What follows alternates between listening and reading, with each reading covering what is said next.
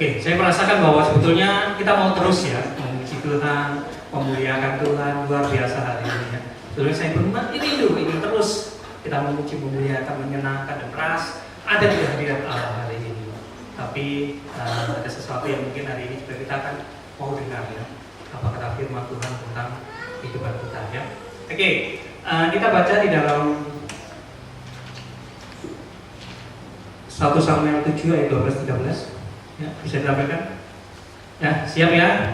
Oke, yang pemusik tadi sudah minum-minum, sudah makan-makan, silakan WL atau singer kalau mau ini dulu, ya. Oke, ya. Soalnya saya juga minum dulu ya.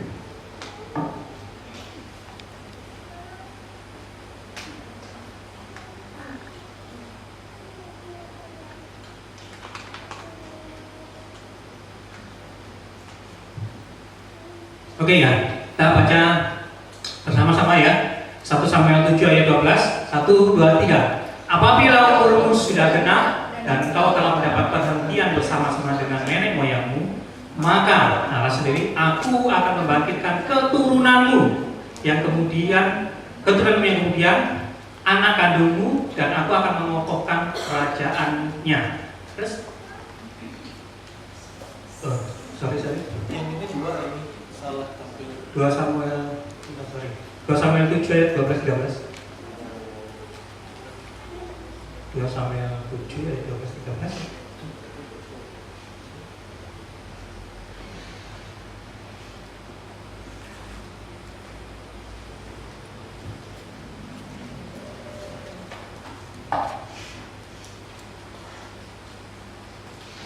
Sudah? Oke, nah 1, 2, 3. Dialah yang akan memberikan rumah bagi namaku, dan aku akan mengokohkan tahta kerajaannya untuk selama-lamanya ya. Jadi yang firman ini sampaikan Tuhan kepada Daud ya, tadi nubuatan Daud. Yang kedua kita akan baca 1 Raja-Raja 5 ayat 3-5. 1 Raja-Raja 3. 1 Raja-Raja 5 ayat 3-5 ya. Sudah? Sama? Siapa? Nah ya, yang tadi adalah firman dari Tuhan kepada Daud bahwa ada akan keturunannya yang akan membangun bait Allah. Sebetulnya Daud sendiri kepingin yang mendirikan rumah bagi Tuhan, tetapi Tuhan tidak berkenan. Tuhan menyatakan bahwa keturunannya. Nah ini yang firman ini disampaikan oleh Raja Salomo ya. Kita baca bersama-sama 1, 2, 3. Engkau tahu bahwa 1, 2, 3 ya. 1, 2, 3. Engkau tahu bahwa Daud ayahku tidak dapat mendirikan sebuah rumah bagi nama Tuhan Allahnya, oleh karena musuh-musuhnya memerangi dia dari segala jurusan, sampai Tuhan menyerahkan mereka ke bawah telapak kakinya. Ya, dan 4.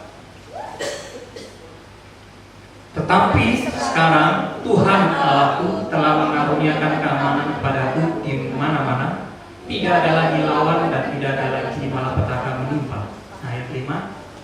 Dan ketahuilah, aku berpikir-pikir hendak mendirikan sebuah rumah bagi nama Tuhan Allahku, seperti yang dijanjikan Tuhan kepada Daud ayahku. Demikian anakmu yang hendak kududukan nanti di atas tahtamu menggantikan engkau, dialah yang akan mendirikan rumah itu bagi namaku, kata Tuhan ya. Jadi ini adalah nubuatan atau pernyataan ya, lebih tepatnya pernyataan Tuhan sendiri.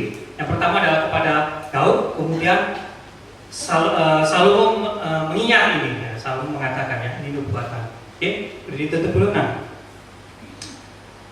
judul khotbah saya hari ini ya, kalau di tim ibadah raya itu pas tim ibadah raya apa ya, ada kata-kata dari Ibu Dwi yaitu push ya, bahasa Inggris ya.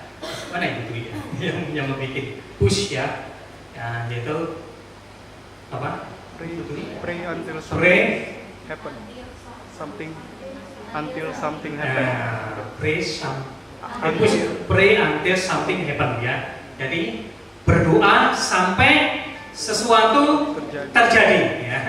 Saya ingat Ketika kata-kata ini saya ingat beberapa tahun yang lalu di Uganda ada satu transformasi dan hamba Tuhan, kebetulan saya datang ke seminar doa nasional. Dia dikatakan bahwa sampai berapa lama engkau akan berdoa? Dia katakan bahwa saya akan berdoa sampai tanah, ya waktu itu di Uganda sangat gersang, sampai tanah ini subur dan menghasilkan, ya katanya itu ya.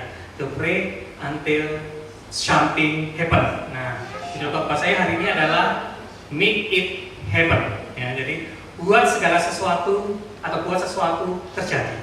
Ya, buat sesuatu terjadi. Bukan hanya berdoa sampai terjadi, tapi buat sesuatu yang terjadi. Nah, minggu kemarin ya luar biasa, sudah terberkati ya firman dari Wandi bahwa banyak janji-janji Allah Tuhan yang Tuhan berikan kepada kita. Nah,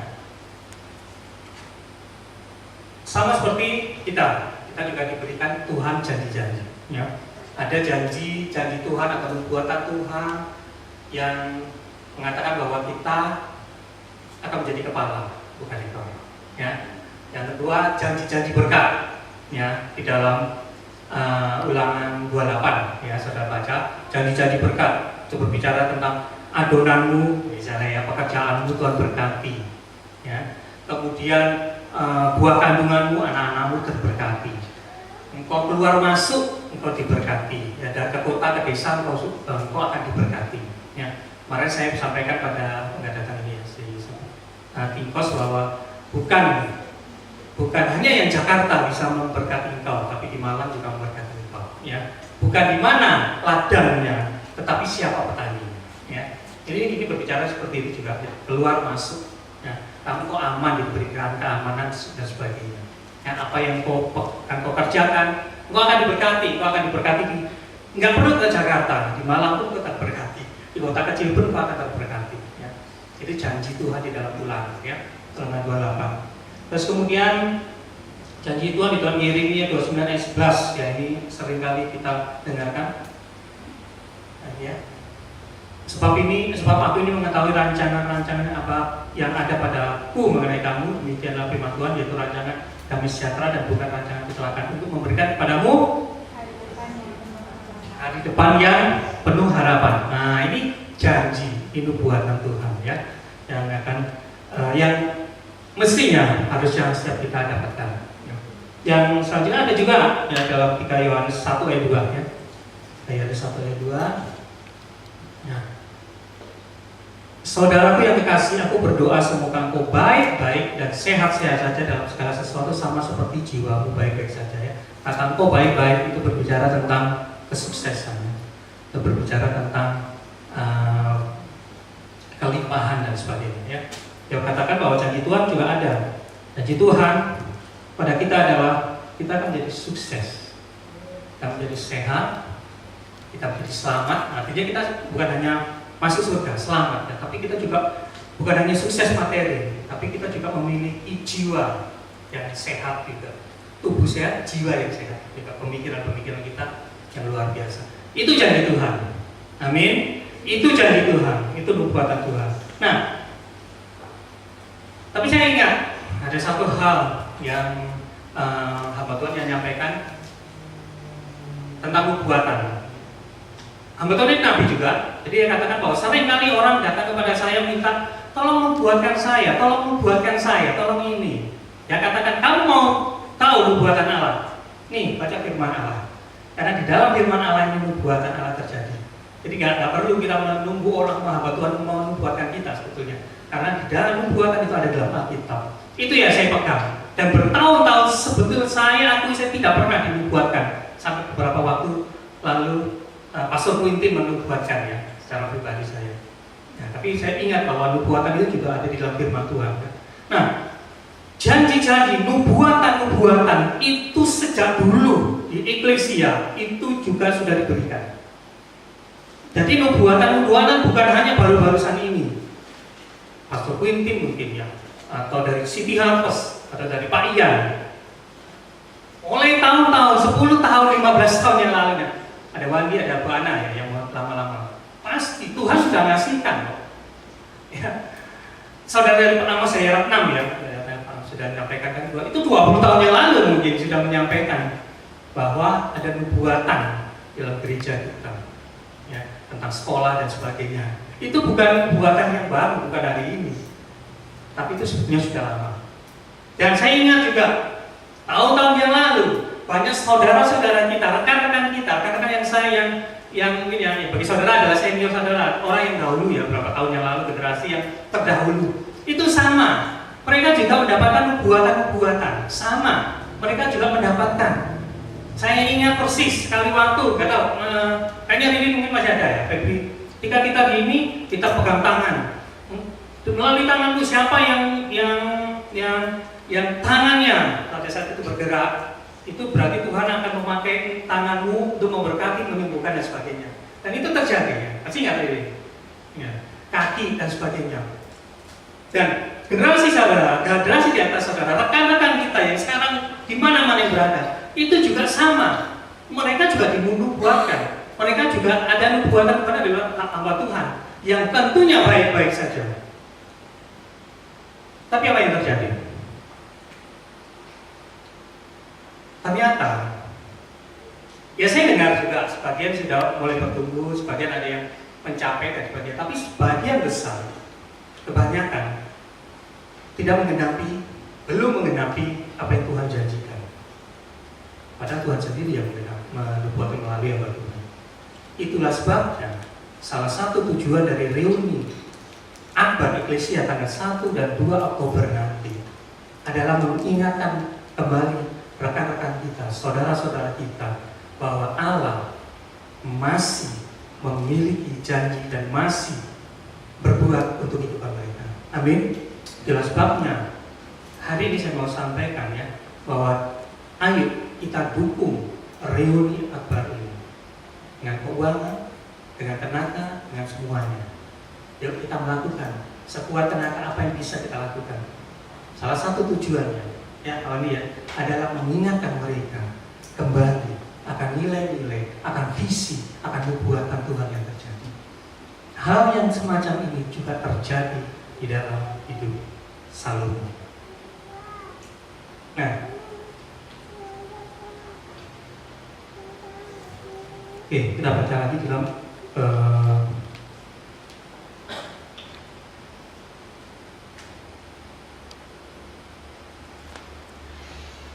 ini kita nggak usah baca ya, tapi ingat ya nubuatannya bahwa hal yang terjadi sama seperti Salomo juga terjadi. Tuhan sendiri menubuatkan bahwa yang membangun bait Allah adalah Salomo. Ini Tuhan sendiri berbicara. Saya percaya bahwa kalau Tuhan berbicara pasti terjadi. Ketika Tuhan menubuatkan, memberikan janji pada saudara-saudara, itu pasti terjadi, ya kan? Tapi yang luar biasa yang saya pelajari, kita pelajari hari ini tentang Salomo. Bagaimana respon kita terhadap janji itu? Bagaimana respon kita terhadap apa yang kita harus kerjakan terhadap nubuatan itu? Saya percaya setiap kita di tempat ini itu akan mengalami janji Allah. Amin. Yang sukses, berkat yang luar biasa yang nanti akan terjadi, itu bukan hanya milik Pak Wandi, Pak Omen, Pak Amir, Pak Amos, itu saya. Tapi sebetulnya janji itu masih di tiga yudha, semua janji itu akan terjadi dalam setiap kita. Itu akan terjadi di dalam Neta, di dalam Pakok, di dalam Ani, di dalam Krista. Amin. Di dalam Ipang, di dalam kita, di dalam Bagus, di dalam Ayat, semua akan terjadi. Nah, yang luar biasa saya mau katakan, saya minta maaf sebelumnya, tapi saya mau katakan, nanti saya katakan di tempat ini. Nah, Tuhan sendiri yang menubuatkan pada Salomo, pada Daud atau Salomo yang akan membangun, mendirikan bait Allah. Tetapi reaksi Salomo, ketika dia mendengar, Salomo tidak sekedar melebih-lebihkan impiannya secara rohani dengan mengatakan maaf ya, Tuhan berkata, terima kasih Tuhan, biarlah nubuatan ini terjadi. Biar jika Tuhan mengenai bait ini dibangun, itu akan dengan terjadi dengan caranya yang ajaib dan dalam waktunya yang tepat. Salomo nggak berkata itu, dan Salomo nggak melakukan itu. Maaf ya, seringkali kita berbicara seperti itu. Wah, terima kasih, engkau akan seperti ini. Jemaat ini juga ada di nubuatan, ada 100. Maka saya luar biasa yang dengar adalah 600. Tapi Salomo ketika di nubuat ini Tuhan sendiri, dia tidak menyampaikan bahwa jika itu biarlah dibangun dengan caranya Tuhan, dengan waktunya Tuhan, bukan salah. Tapi saya mau berdoa, kita harus hari ini belajar apa yang itu yang Salomo lakukan ketika dia mendengar itu. Ya. Yang pertama, ya, jadi Salomo tidak lebih-lebihkan, tidak hanya bahwa wah biarlah nanti terjadi dan waktu yang tepat dan ya Tuhan dan sebagainya. Saya nggak berkata bahwa kita itu atas kemampuan kita, enggak. Ya. Tapi saya mau katakan bahwa nanti kita akan belajar bagaimana. Ada akhirnya nanti kita akan mengerti. Ya. Nah, tapi bukan sekedar itu. Ini janji Tuhan sendiri, itu enggak, dia nggak lebih-lebihkan secara seperti itu. Tapi dia melakukan sebaliknya. Salomo bekerja berdasarkan sebuah rencana yang dibuat dengan baik. Oke, yang pertama, 1 Raja-Raja 5 ayat 6. Ya. Yang pertama ya, kalau saudara mau mencatat, Salomo atau Salomo boleh ya. Salomo mengumpulkan persediaan yang diperlukan. Ya. 1 Raja 5 ya. Oleh sebab itu, perintahkanlah orang menebang bagiku pohon-pohon aras dari gunung Libanon, dan biarlah hamba-hambaku membantu hamba-hambamu, dan upah hamba-hambamu akan kubayar kepadamu seberapa juga kau minta. Sebab engkau tahu bahwa di antara kami tidak ada seorang pun yang pandai menebang, sama seperti orang Sidon. Saya lupa ya, beritahu ada gambar bait Salomo ya. Pak Pis ingat ya misalnya? Kalau nggak salah di picture ya, di bawahnya dokumennya. Oke, yang pertama yang dilakukan adalah dia mengumpulkan persediaan yang diperlukan. Kami membangun bait Allah, yang diperlukan adalah kayu-kayu aras dari Libanon. Yang bisa mengerjakan adalah orang Sidon, orang yang ahli, ya, orang yang ahli.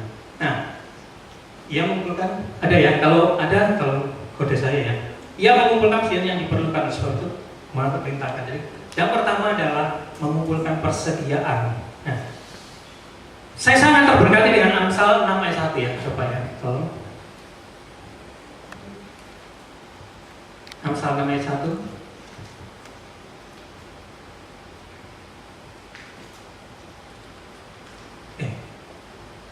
Bukan.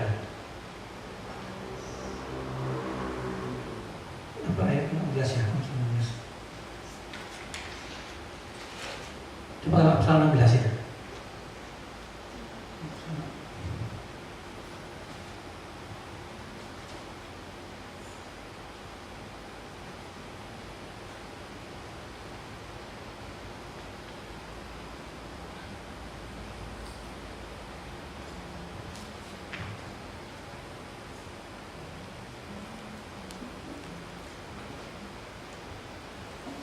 Oke ya, tuh. Amsal 16 ayat 1 ya, enggak terlihat. Bisa? Amsal 16 ayat 1. Nah ya, manusia dapat menimbang-nimbang dalam hati, tetapi jawaban lidah berasal daripada Tuhan ya. Ini bahasa Indonesia, bahasa NKJV adalah bukan manusia menimbang-nimbang, tetapi persiapan hati itu milik manusia. Ya, kalau ada NKJV nggak apa-apa. Tetapi jawaban lidah itu berasal daripada Tuhan. Jadi persiapan hati itu adalah milik manusia, tetapi bagaimanapun akan terjadi itu adalah tanda Tuhan. Artinya adalah tugas kita adalah mempersiapkan segala sesuatu yang terjadi harus kita siapkan. Ya, baru jawabannya adalah dari Tuhan. Tugas kita mempersiapkan, memang seperti itu. Ya, saya percaya di dalam TV Badara ya, kalau engkau merasa bahwa engkau akan dipakai menjadi WL atau singer, maka persiapkanlah dirimu. Persiapkan, karena itu tugas kita memang. Tugas kita mempersiapkan. Kita harus banyak atas gedung ini, sebetulnya untuk mempersiapkan. Ya nggak apa-apa, memang tugas kita mempersiapkan. Ya. Mempersiapkan yang pertama adalah mempersiapkan. Nah ini baik Salomo, ini luar biasa besar ya. Ini sekilas saja, ini orang-orangnya kecil-kecil ya. Itu dari emas dan sebagainya ya. Ini gambaran bait Salomo ya. Sudah tutup. Nah, jadi yang pertama dia mengumpulkan persediaan yang diperlukan. Yang kedua ia mengorganisasi bangsa itu ya. 2 Tawarik 2 ayat 1 dan 2.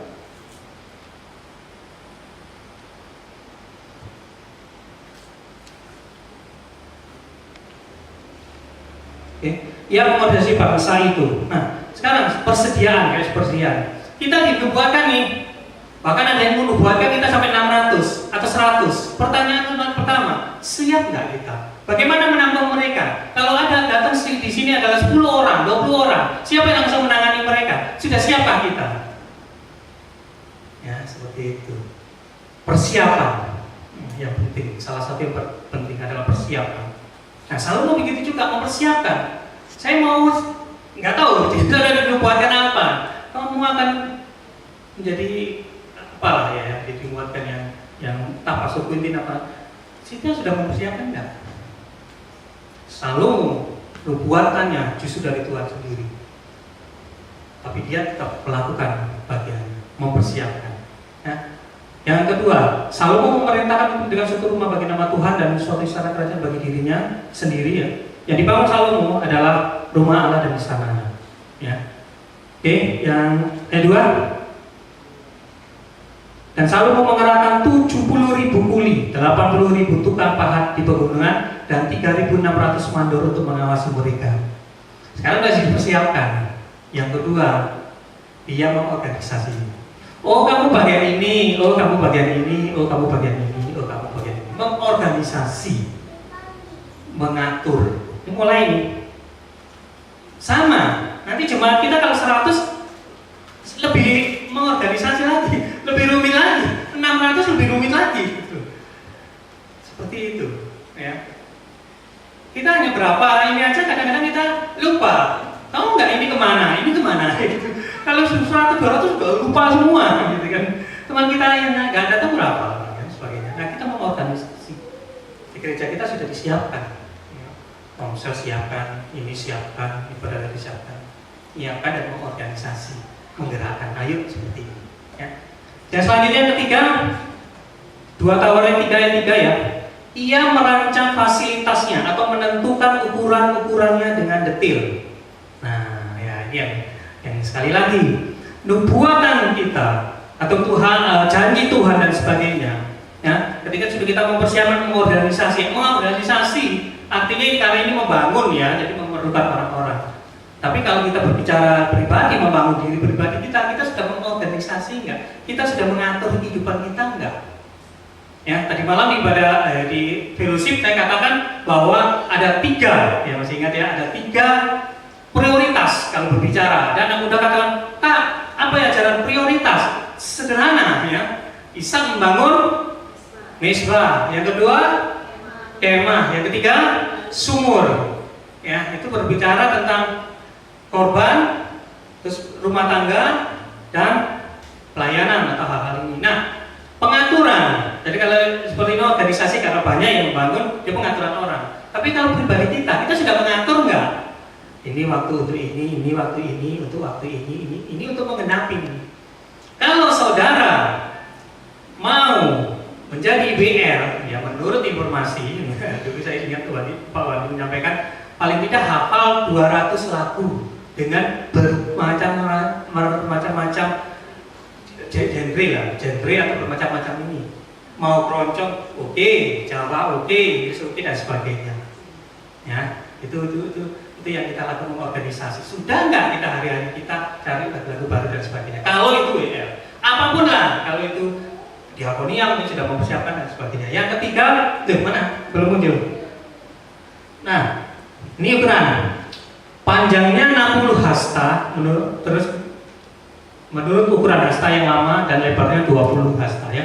Hasta yang lama itu kalau nggak salah lebih panjang atau lebih pendek daripada hasta yang baru. Kita nggak berbicara itu. Yang pertama yang penting adalah kita harus tahu tujuan atau visi kita atau nubuatan yang Tuhan katakan atau apa ya, janji Tuhan dan sebagainya. Kita harus tahu. Kalau di sini pakai ukuran, kita harus tahu bahwa itu sesuatu yang dapat diukur. Ya, bahwa ini jagonya ini hal ini ya, tentang. Jadi kita harus tahu nih mengukur. Jadi Saya pasti menjadi kepala. Kepala apa? Ya kan gitu ya. Kepala cabang, kepala ini. Ya. Dulu saya punya teman SMA di kelas. Dia itu kerja di pom bensin. Ya ini cerita aja. Dia kerja di pom bensin. Dia bagian ini, bagian untuk nganut bensin itu loh ya. Itu mengisi pom bensin itu. Bensin itu untuk mobil. Nah, saya bilang, oh kamu sekarang maju. Ya, karena dia selain itu dia berapa setahun kemudian dia menjadi kepala cabang. Saya bilang, kenapa? Karena dia bukan yang megang ini tapi cabang seperti ini. Ini guyonan. yang jelas adalah kita harus tahu ukurannya. Oke, harus. Kak, saya dipanggil menjadi bisnismen yang akan menghasilkan misalnya atau rumah dan sebagainya. Ya terserah apapun itu. Harus ada ukurannya. Ya, bisnis yang bagaimana? Kepala apa kalau menjadi kepala? Ya, kepala cabang kah? Kepala sekolah mungkin.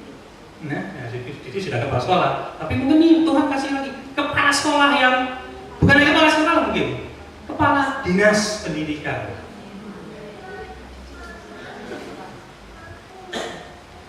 Loh, kalau Tuhan sudah menjanjikan,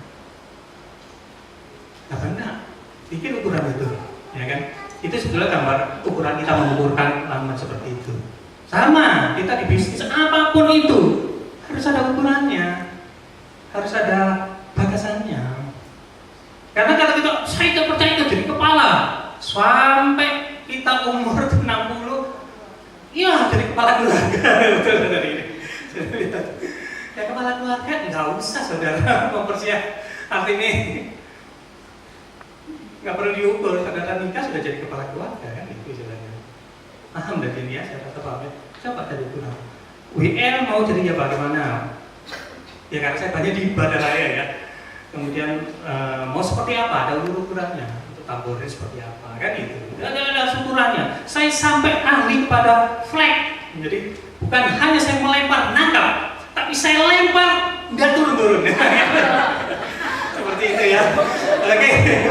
Kita tahu. Oke. Nah, yang keempat ya. Siapa 2 Tawarik 3 ayat 2? Nah ini yang penting juga. Ia menentukan waktu untuk memulai proyeknya. Oke? Ia menentukan waktu untuk memulai proyeknya. Jadi bukan sekedar nantilah bagaimana enggak, tapi dia sudah menentukan kapan dia harus mulai proyeknya. Tidak ya? Ia mulai mendirikan rumah itu dalam bulan yang kedua pada tahun keempat pemerintahan. Bulan kedua jangan diingat-ingat tapi bulan keempat tahun keempat pemerintahannya ya, nanti diingat ya karena ini ada simulasi apa artinya tahun keempat dia memulai gitu, dia memulai untuk mendirikan. Jadi bukan sekedar dia udah mulai gitu, setelah dikumpul-kumpulkan kemudian dia didokumentasi dan sebagainya, dia memulai membangun ya. Saudara mulai nggak membangun hidup saudara apapun? Saya nanti mau menjadi satu manajer di perusahaan misalnya masa pertanian ya misalnya, mau jadi apalah misalnya kepala pertanian atau apalah misalnya manajer perusahaan teknologi hasil pertanian misalnya seperti itu ya. Mulai sekarang sudah mulai nggak mempersiapkan bagaimana sih cara berpikir manajer itu, bagaimana sih cara bertindak manajer itu ya. Kalau nggak tahu baca buku, cari informasi. Kalau nggak tanya ahli yang sudah jadi salah satu top manager kan? Seperti itu ya.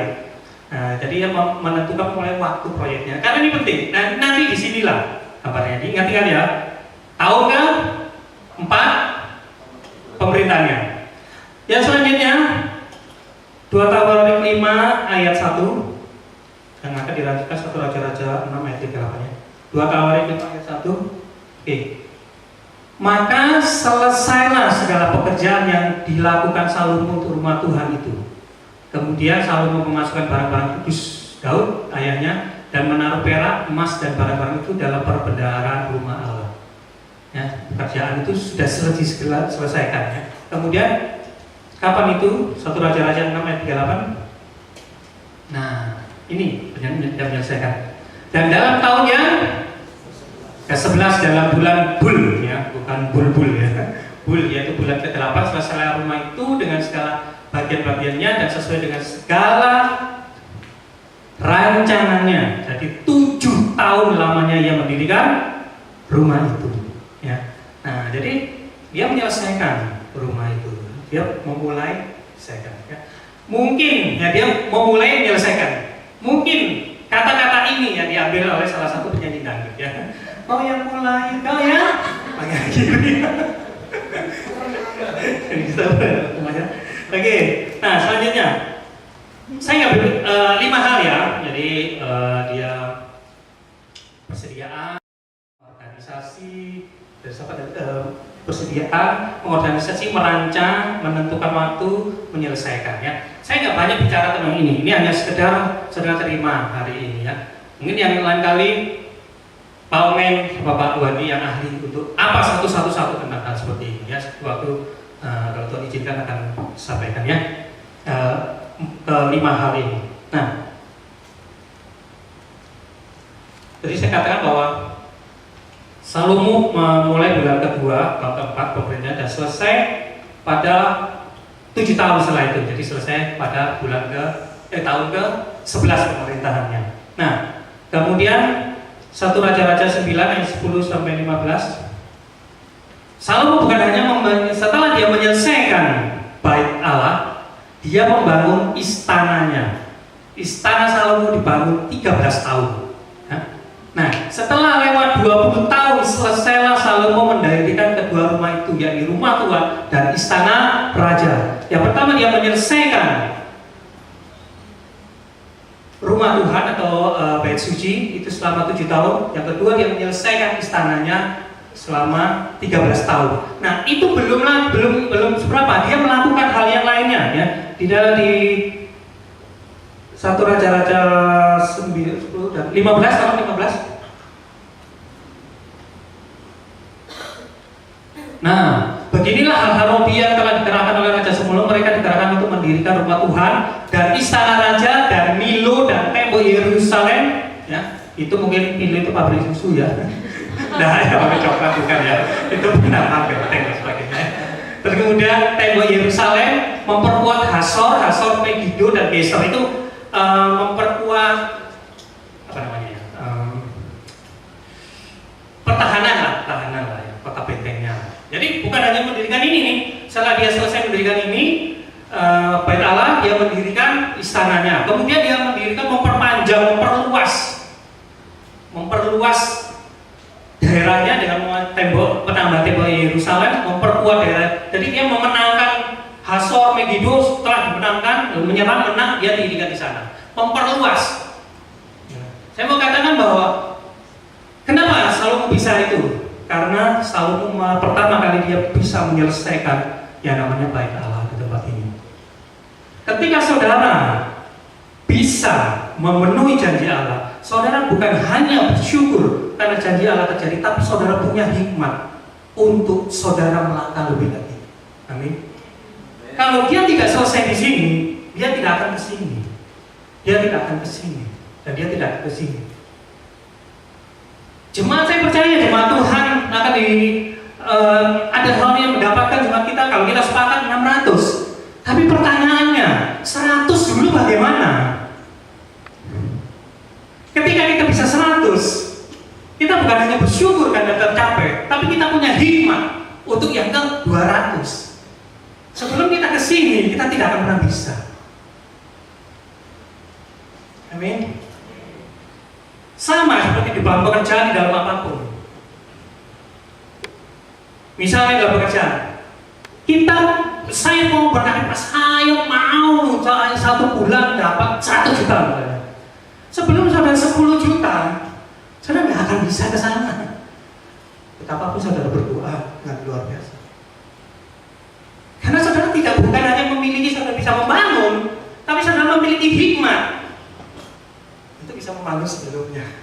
Ini fondasi hikmat. Amin. Nah, ada yang luar biasa, ya. Yang saya akan berikan. Ya, saya usahakan sampai jam selesai. Nah, saya minta Bagus, Ivan, sama siapa ya? Meta boleh. Nah, ini yang saya perhatikan.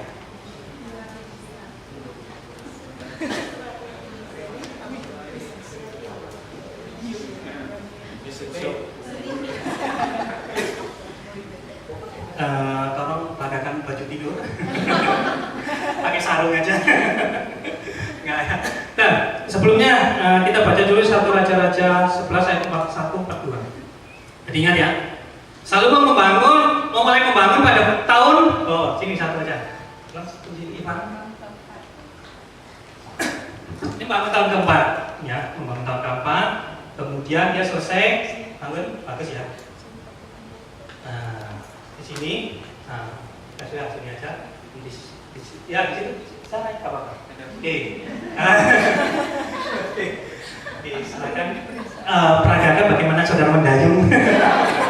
Enggak ya. Oke. Nah, ini ya sebelumnya. Selebihnya dari riwayat Salomo dan segala yang dilakukannya dan hikmatnya bukan semuanya itu tertulis dalam kitab riwayat Salomo. Terus lamanya Salomo memerintah di Yerusalem atas seluruh Israel atau menjadi raja yaitu 40 tahun di sini. Ya, perhatikan ini. Dia membangun pada memulai pada tahun ke-4. Kemudian dia selesai pada tahun 11. Jarak 11 ke 40 adalah 29 tahun. Pertanyaannya sekarang, ya. Pertanyaannya sebelum ini. Pertanyaan ini nubuatan Tuhan, ya, katakan. Pasti terjadi, amin. Pasti terjadi kan? Sekarang saya mau tanya, kalau Salomo memulai pembangunan itu pada umur taruhlah di sini 33, selesai? Selesai. Betul? Tuhan menggenapi. Tapi apa yang terjadi? Dia kehilangan di sini. Amin. Dia kehilangan di sini. 29 tahun, masih banyak hal yang terjadi. Tapi Salomo memulai pada tahun ke-4 dan dia ada waktu untuk menyelesaikan tahun sampai tahun ke-11 dan 29. Banyak hal yang terjadi. Inilah yang disebut percepatan. Amin. Beberapa pemimpin kita mendapatkan ini percepatan. Saya percaya Mose akan menjadi kepala. Tapi kamu mau nunggu 20 tahun atau 10 tahun atau 5 tahun? Saya percaya jemaat ini akan menjadi 100. Tapi apakah 20 tahun lagi? Apakah kita mau 5 tahun? Apakah kita mau 10 tahun? Atau apakah kita mau tahun depan? Paham dari sini? Paham? Ini yang disebut percepatan. Pasti terjadi. Tapi kalau Salomo menunggu waktu, dan dia memulai pada tahun di sini, terjadi.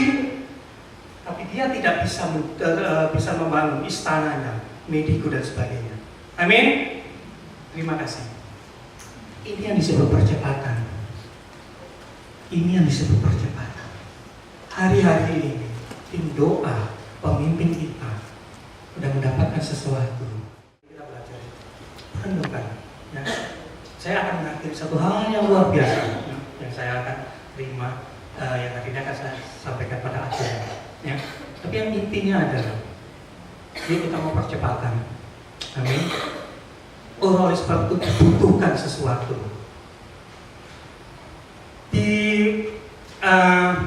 Di kamar saya itu ada satu tulisan, ya.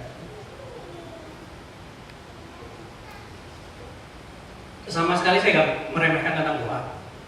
Saya juga belajar doa dan saya mengajar di ibadah raya juga tentang doa. Ada kata-kata gini, berdoa bukan berarti tidak adanya perbuatan atau apa yang dilakukan. Berdoa bukan berarti tiada perbuatan atau apa yang dilakukan. Artinya, kalau kita mendapatkan sesuatu, kita juga melakukan. Harus ada perlakuan, harus ada sesuatu yang kita kerjakan. Nah, pertanyaannya, bagaimana Salomo mendapatkan hikmat ini? Oke. Bagaimana Salomo mendapatkan, dari mana Salomo mendapatkan hikmat ini? Yuk kita baca di dalam 1 Raja-Raja 3 ayat 4.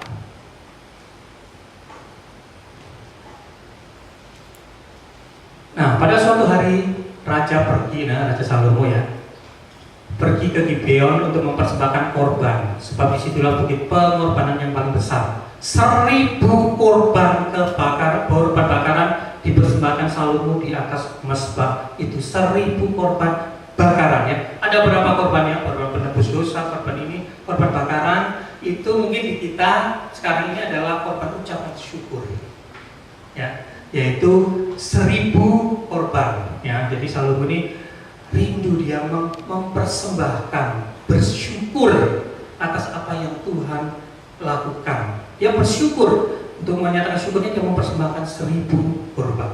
Nah ini syukur ya, bukan penebus dosa ya. Oke, kemudian yang 9 dan 10 9 sampai 12. Maka berikanlah kepada hambamu ini. Nah ini Tuhan berkenan nih gitu loh. Aduh, itu apa enggak misalnya Krista saja.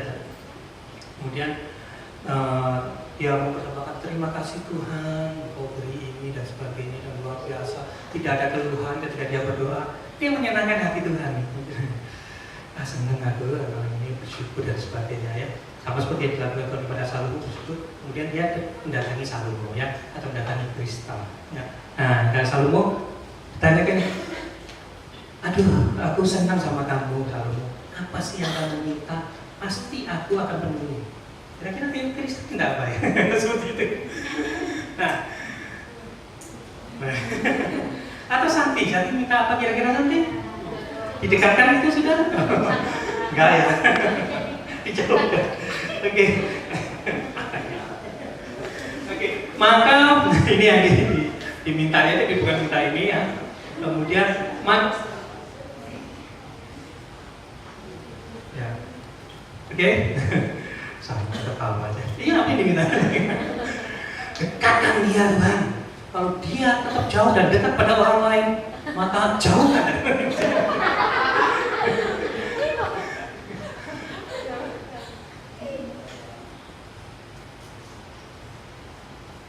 Saya ingat calon kamu bilang gini, kalau kamu menjadi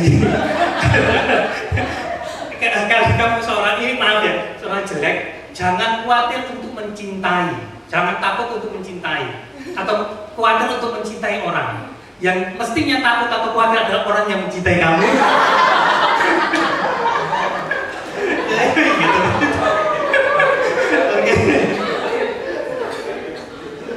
Oke, ya kita kembali kepada ini. Ya apa ini? Oh ini ya.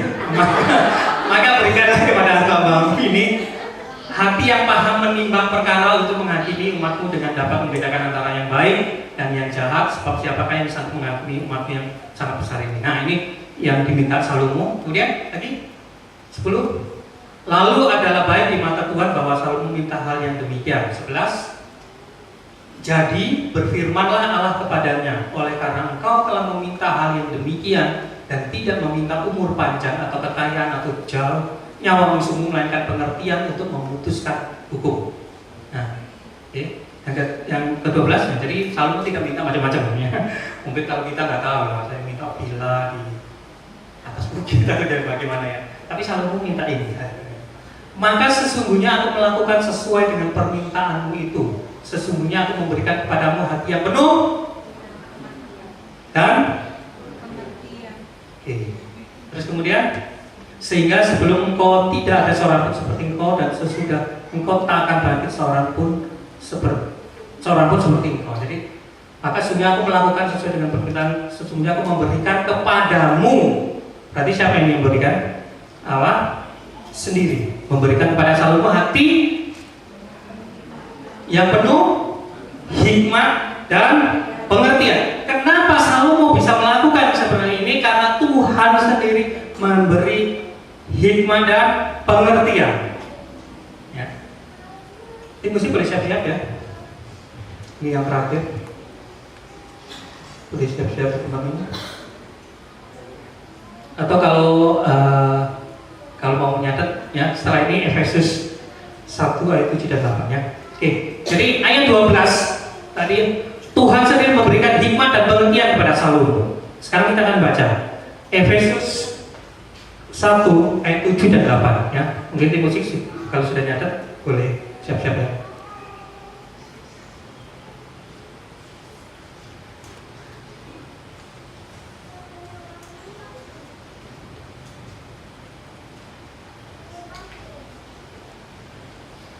Nah, ini yang luar biasa.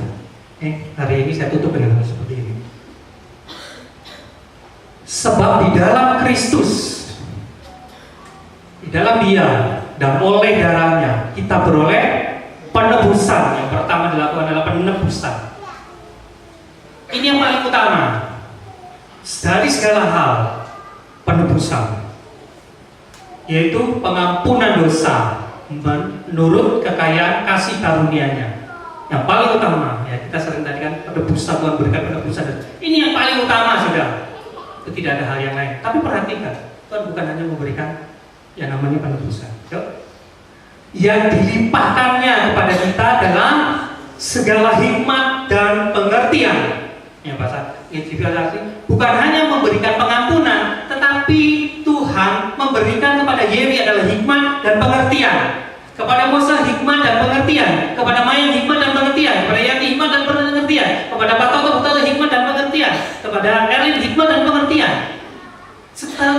Pertanyaannya, apa itu hikmat? Apa itu pengertian? Ini yang luar biasa. Itu Tuhan berikan dan ada di dalam Tuhan. Di dalam Yesus ada hikmat, ada pengertian. Di dalam Tuhan sendiri ada hikmat dan pengertian. Apa itu hikmat? Apa itu pengertian? Di dalam bahasa asli untuk Efesus kata hikmat adalah Sophia. Ada hikmat berasal sebetulnya awalnya adalah dari kata hokmah kalau bahasa Ibrani. Hokmah adalah saat Imam Harun membuat baju, saat orang-orang membuat baju untuk Imam Harun. Jadi itu perintah langsung ya. Kemudian berkembang hikmat kata-kata hikmat. Tapi asalnya adalah ketika orang membuat baju untuk Imam Harun yang didikte Tuhan sendiri ya, pakai ini terus dijahit seperti ini, warnanya seperti ini dan sebagainya. Itu awalnya hokmahnya. Setelah itu berkembang dan sebagainya. Nah, di dalam bahasa Yunani yang dipakai oleh Perjanjian Baru, ya, kata hikmat itu adalah Sophia. Bagus ya namanya, Sophia Loren, Sophia Loren sebetulnya artinya bagus. Itu adalah hikmat ya.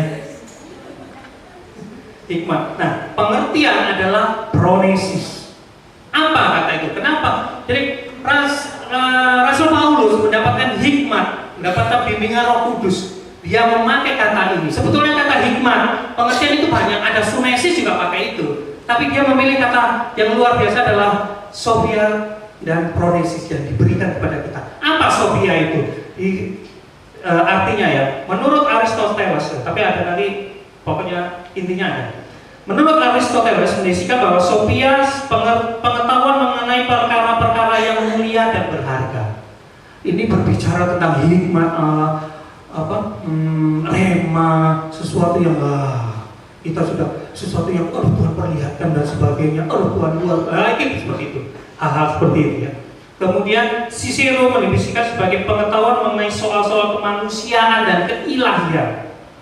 Sophia adalah sesuatu yang berhubungan dengan akal budi, manusia dan keilahian. Jadi dia tahu ketika Tuhan memberikan Sophia kepada kita tahu hal-hal yang secara rohani, alam rohani itu sudah hal tahu. Kita tahu hal-hal secara keilahian, siapa Allah kita dan sebagainya. Ya. Kemudian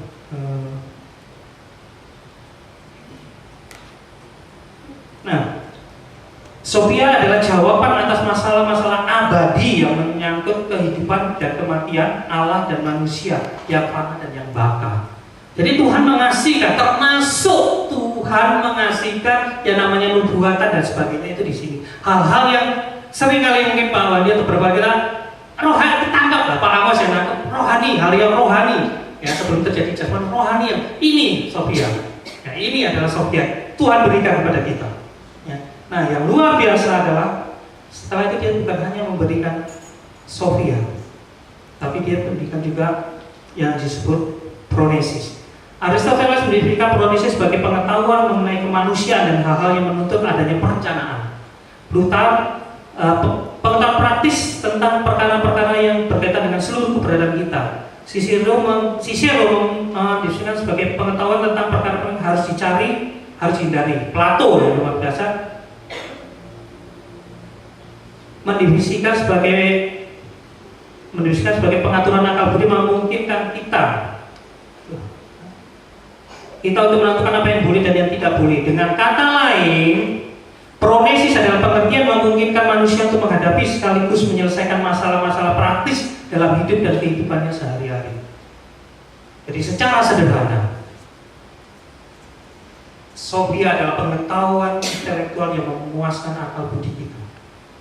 Sophia adalah hal-hal yang hikmat yang kita perlu peroleh, dapatkan.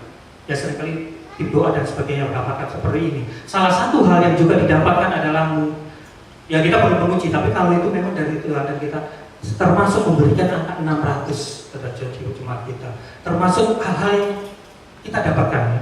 Yang tadi kita kemenangan dan sebagainya, itu Tuhan taruh dan itu Tuhan berikan. Tetapi Tuhan bukan hanya memberikan itu. Tuhan memberikan pronesis, pengetahuan praktis yang diperlukan untuk mewujudkan pengetahuan intelektual tersebut menjadi nyata dalam kehidupan sehari-hari.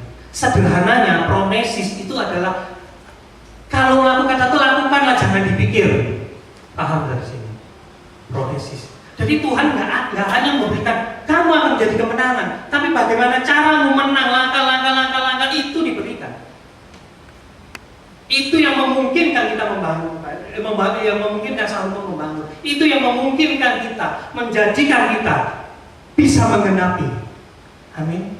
Bukan hanya hal-hal yang namanya Sophia yang kita perlu, tapi bagaimana menangani orang, bagaimana menangani hal sebagainya. Sederhananya bahkan diberikan pronesis adalah urusan praktis. Bagaimana membuat gedung ini supaya nyaman, ada ini, itu pronesis. Dan itu diperlukan. Amin. Karena nggak hanya didapatkan, ini kau akan diberkati nanti dengan rumah dan sebagainya. Enggak, tapi ini loh caranya.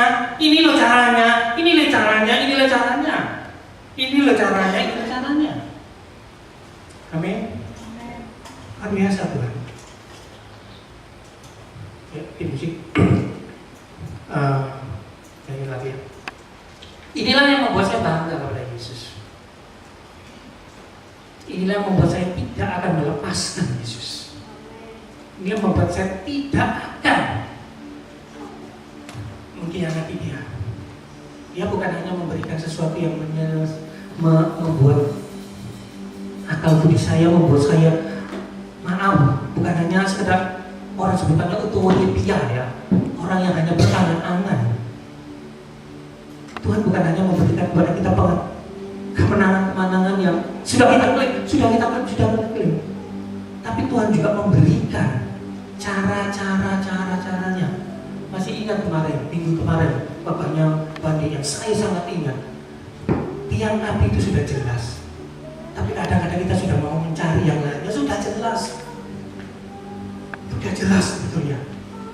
Kalau saudara mau menjadi pengusaha yang sukses, saudara menjadi manajer, bukan hanya itu, jangan belajar. Tuhan sudah memberikan ini loh, taman ini bisa mengajari pastor.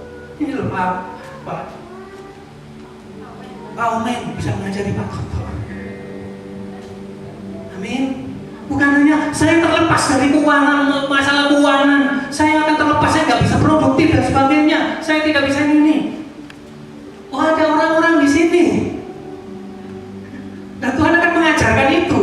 Kalau kita mau. Permasalahan kita nggak mau. Saya sudah mengajarkan. Saya terbelit hutang dan sebagainya. Loh, ada pengajaran tentang hutang. Tuhan bukan hanya memberikan itu, firman Tuhan itu bukan hanya mengajarkan kita hal yang rohani, bagaimana kita menjadi manusia yang baik. Tetapi firman Tuhan jadi mengajarkan kita hari demi hari, hidup kita, pengaturan kehidupan kita secara praktis ya. Hal praktis sebetulnya ada di dalam kita. Kita sudah akan menjadi kemenangan, akan menjadi dahsyat gereja ini akan menjadi luar biasa. Hanya akan dipakai. Musa akan dipakai untuk mencapai 600. Musa harus memiliki ponsel 10. Pilih di ponsel 1. Tapi Tuhan menuntut gini loh caranya, memegang ponsel, gini loh caranya dan sebagainya. Tuhan memberikan itu. Tapi hal-hal yang praktis sebetulnya sudah ada di depan kita, kadang-kadang tanpa kita sadar kita langgar. Sederhananya, sederhana. Kita diminta untuk datang ponsel. Kita minta untuk doa malam ya kalau ada sesuatu yang memang nggak bisa ya ini. Tapi itu sudah tanda. Itu pronesis. Kalau saudara nggak melakukan ini, saudara nggak akan siap ke sana. Saya jamin itu.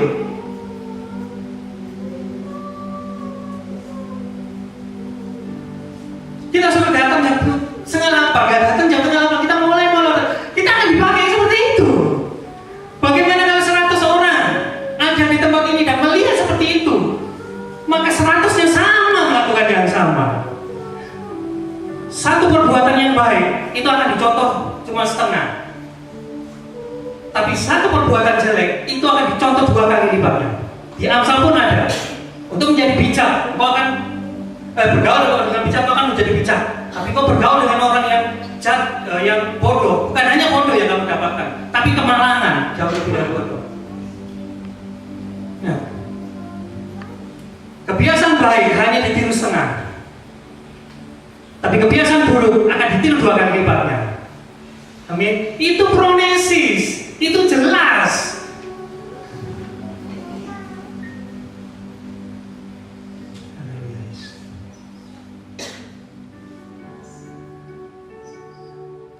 Kita pakai begini.